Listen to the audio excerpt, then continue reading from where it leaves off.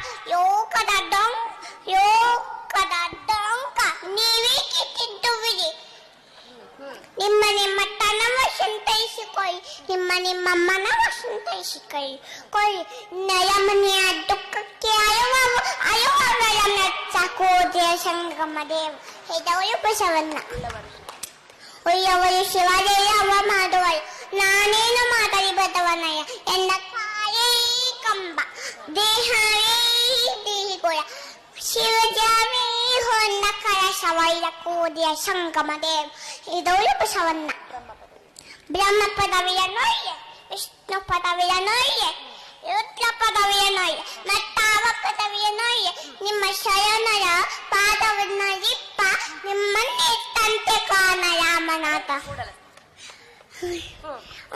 ನಿಮ್ಮನ್ನೇ ತಂತೆ ಕೋದೆಯ ಸಂಗಮ ದೇವ ಹೇದವಳು ಬಸವಣ್ಣ.